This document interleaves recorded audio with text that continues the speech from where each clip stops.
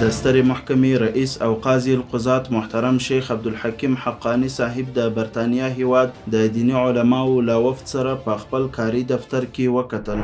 د بلخ ولایت محاکمو د 1401 هجري شمسي کال په جریان کې د 10400 دوسیو پر حل او فصل سربیره 10245 بیلابیلې وثیقې هم اجرا کړي. د بلخ د مرافعه محکمې د مسؤلینو ترمنځ د همغږۍ غونډه ترسره شوه. د کندهار د مرافعه محکمې د عمومي رئیس په مشرۍ د دیوانونو د رئیسانو غونډه ترسره شوه. د لغمان د استیناف محکمې رئیس د دغه ولایت له یو شمېر ابتدایي محاکمو لیدنه وکړه. د پکتیا د مرافعه محکمې د رئیس په مشرۍ د همغږۍ ناسته ترسره شوه. د حقوقو ریاست د عمومي رئیس په مشرۍ د یاد ریاست د چارو د بهبود په موخه اداري ناسته ترسره شوه. د سترې محکمې رئیس او قاضي القضات محترم شیخ عبدالحکیم حقانی صاحب پکتیا ولایت ته سفر وکړ.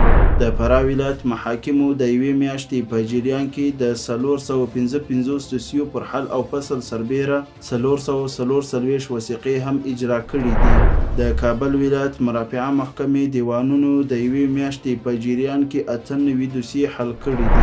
د بدخشان ولایت مرافعه محکمې رئیس د دغه ولایت د علماو شورا غړو سره غونډه ترسره کړه.